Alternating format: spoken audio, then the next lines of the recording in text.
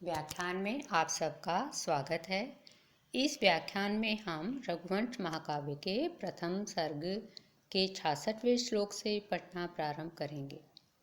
66वां श्लोक है, नूनम मत्तय परम वंशा पिंड विच्छेद दर्शिने न प्रकाम भुजय श्राद्धे स्वधा संग्रह तत्परा। यहाँ राजा दिलीप उनके संतान नहीं होने का उनके पितरों को क्या दुख है, इसका निवेदन अपने गुरु को कर रहे हैं। अन्वय के अनुरूप अर्थ देखते हैं। नूनम मत्तय परम पिंड विच्छेद दर्शिने स्वधा संग्रह तत्परा वंशः श्राद्धे प्रकाम भुजय न संति। वे कहते हैं कि मेरे पितर ये सोचते हैं, पूर्वज ये सोचते हैं कि मत्तय परम मेरे उपरांत अर्थात मेरी मृत्यु के उपरांत निश्चित रूप से पिंड विच्छेद हो जाएगा। अतः पिंड विच्छेद दर्शिने, इस पिंड विच्छेदन को देखने वाले, समझ लेने वाले मेरे वंशज स्वधा संग्रह तत्परा, अभी से अपने लिए अन्न का संग्रह करने में तत्पर हो गए हैं।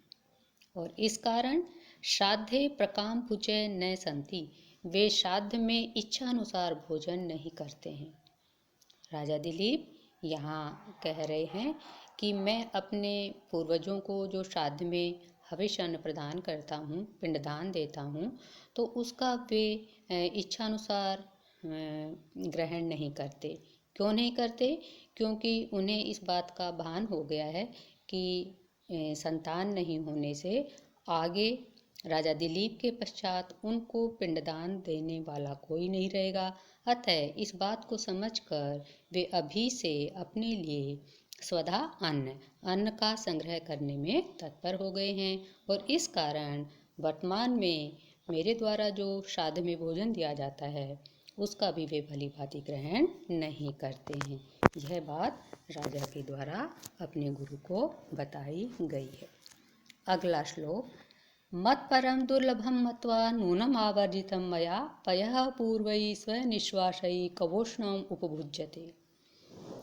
यहाँ पर राजा दिलीप जो जल तर्पण से संबंधित व्यथा है पूर्वजों की, पितरों की, उसका निवेदन गुरु के समक्ष कर रहे हैं कि मत परम दुर्लभम मत्वा, मेरे उपरांत, मेरी मृत्यु के पश्चात दुर्लभम मत्वा, दुर्लभ जानकर, मया आवर्जितम पय है, मेरे द्वारा समर्पित किए गए जल को, पूर्वजों के द्वारा स्वनिश्वासैः कवोष्णम उपभुज्यते, अपने सांसों से गर्म किया जाकर, दुख के कारण अपने द्वारा छोड़ी गई गरम श्वासों से कुछ कुछ गर्म बनाकर, कवोष्णम कुछ कुछ गर्म बने हुए जल का उपभुज्यते भोग किया जाता है।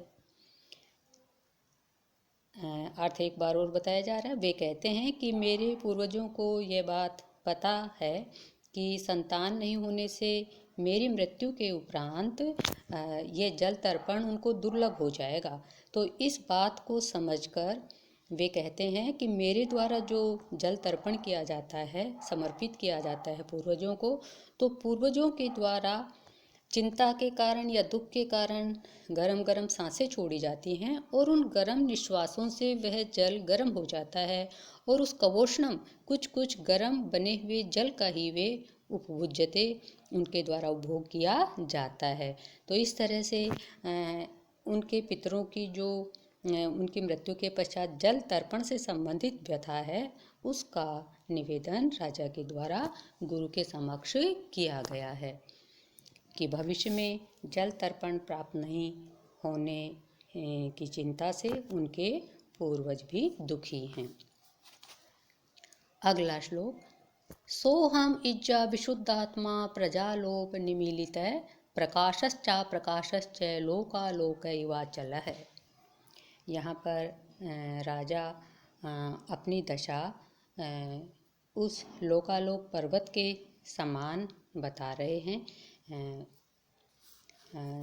जिसको चक्रवाल पर्वत कहा जाता है और जो इस भूमंडल को दीवार की भांति घेरे हुए है और अंधकार और प्रकाश की जो सीमा समझा जाता है। पढ़ते हैं अन्वय के अनुरूप अर्थ। इज्जा विशुद्धात्मा प्रजालोप निमीलित स अहम लोकालोक अचल इव प्रकाशश्च अप्रकाशश्च अस्मि। राजा दिलीप कहते हैं कि इज्जा विशुद्ध आत्मा, यज्ञ करने से शुद्ध चित्त वाला, इज्जा यज्ञ, यज्ञ करने से विशुद्ध है आत्मा जिसकी, अर्थात चित्त जिसका, ऐसा। किंतु प्रजालोप निमीलित है, प्रजा के नहीं होने से, संतान के नहीं होने से निस्तेज, स निमीलित है निस्तेज, स ऐसा अहम मैं कैसा हो गया हूँ, लोकालोक अचल इव, लोकालोक नाम के पर्वत की तरह, प्रकाशश्च अप्रकाशश्च, प्रकाश से युक्त और प्रकाश से हीन भी हो गया हूँ। अर्थ एक बार और बताया जा रहा है कि एक तरफ तो यज्ञ करने से मैं शुद्ध चित्त वाला हूँ, अंतःकरण वाला हूँ, किंतु दूसरी ओर प्रजा के या संतान के नहीं होने से मैं निस्तेज भी हूँ। इसलिए राजा कहते हैं ऐसा मैं, मेरी दशा उस लोकालोक अचल पर्वत के समान हो गई है जो प्रकाश और अप्रकाश से युक्त होता है। उसकी तरह मैं प्रकाश से युक्त भी हूँ और अप्रकाश से युक्त भी हूँ, अंधेरे से युक्त भी हूँ। जैसा अभी बताया गया कि जो लोकालोक पर्वत है उसको चक्रवाल पर्वत भी पुराणों में कहा गया है। यह एक ऐसी पर्वत श्रृंखला है जो इस भूमंडल को दीवार की तरह घेरे हुए है और प्रकाश और अंधेरे की सीमा समझी जाती है। अगला श्लोक। लोकांतर सुखम पुण्यम तपोदान समुद्भवम संतति शुद्ध वंशा ही परत्रेह च शर्मणे। इस श्लोक में राजा कह रहे हैं कि यद्यपि मैं जो तपस्या करता हूँ, दान आदि करता हूँ, इससे मुझे लोकांतर में सुख की प्राप्ति हो सकती है, किंतु जो सभी मनुष्यों को उनके तप और दान का जो सुख है वह दूसरे लोक में मिलता है, किंतु एक अच्छे वंश में उत्पन्न जो संतान है वह दोनों लोकों में कल्याण करती है। तो यहाँ पर संतान का महत्व बताया जा रहा है कि तपोदान समुद्भवम पुण्यम, तपस्या और दान से उत्पन्न पुण्य, पुण्य कैसा, जो तपस्या से और दान से उत्पन्न होता है, ऐसा जो पुण्य है, लोकांतर सुखम, अंतर दूसरे लोक में सुखकारी होता है, किंतु शुद्ध वंशा संतति, शुद्ध वंश में उत्पन्न संतान ही परत्र इह च लोके शर्मणे, वो कहते हैं निश्चित रूप से इस संसार में और दूसरे संसार में, लोक में, शर्मणे कल्याण के लिए होती है। चतुर्थी का एक वचन, कल्याण के लिए होती है। तो इस तरह से यहाँ संतान का महत्व अधिक बताया गया है दान और पुण्य से। क्यों?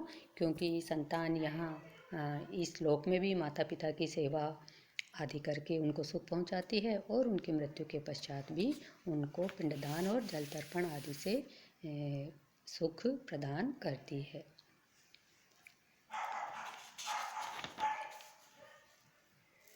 अगला श्लोक।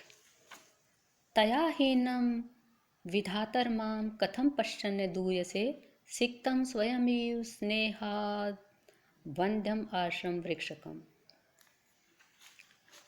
यहाँ पर अब वे अपनी व्यथा को कहते हुए कह रहे हैं गुरु को कि जैसे आप आश्रम के वंद्य वृक्षों को देखकर दुखी हो जाते हैं, तो इस तरह से मुझे देखकर आपका मन दुखी क्यों नहीं होता है। पढ़ते हैं अन्वय के अनुसार। हे विधाता, हे सब प्रकार की क्षमताओं से युक्त गुरु, यहाँ पर गुरु को विधाता कहकर संबोधित किया गया। इसका तात्पर्य है कि सभी प्रकार के सामर्थ्य से युक्त गुरु। तया हीनम माम स्नेहात् स्वयं एव सिक्तम वध्यम आश्रम वृक्षकम इव पश्यन् कथम न दूयसे। तया हीनम, संतान से रहित, तया किसके लिए आया? संतान के लिए, कि संतान से हीनम माने रहित, माम माने मुझको, स्नेहात स्नेह के कारण, स्वयं एव सिक्तम आप अपने आप सिंचन किए गए, स्नेह से अपने आप सिंचन किए गए, वध्यम आश्रम वृक्षकम एव यहाँ पर आया बंधम। बंधम का मतलब है निष्फल, जो फल नहीं देता, ऐसे फल रहित। आश्रम के वृक्षकम, छोटे पेड़ की तरह। पश्चान, देखते हुए। कथम ने दुए से, कैसे दुखी नहीं होते हो, अर्थात आपको कष्ट क्यों नहीं होता। अर्थ एक बार और बताया जा रहा है कि हे सभी प्रकार की शक्ति से युक्त गुरु, संतान से रहित मुझको देखकर आपको उसी प्रकार दुख कैसे नहीं होता है, जैसे स्नेह के कारण स्वयं ही सिंचन करके जिस छोटे वृक्ष को बड़ा करते हैं और वो फल से रहित होता है, तो उसको, उस आश्रम के वृक्ष को देखकर आपको दुख होता है। उसी तरह आपने मुझे भी पाल पोस कर स्नेह से बड़ा किया है पुत्र की तरह, तो संतान रहित होने के कारण मुझे देखकर भी आपको दुख होना चाहिए। आपको दुख क्यों नहीं होता है। इस तरह से यहाँ पर राजा दिलीप ने अपने गुरु को विधाता कहकर संबोधित किया इस श्लोक में, और यह अपनी भावना व्यक्त की कि वे सब कुछ करने में सक्षम हैं और उन्हें उनके इस दुख से दुखी होना उसी तरह से चाहिए जैसे निष्फल आश्रम के छोटे वृक्ष को देखकर उन्हें दुख होता है। इस व्याख्यान में इतना ही। स्वस्ति। जयतु संस्कृतम, जयतु भारतम।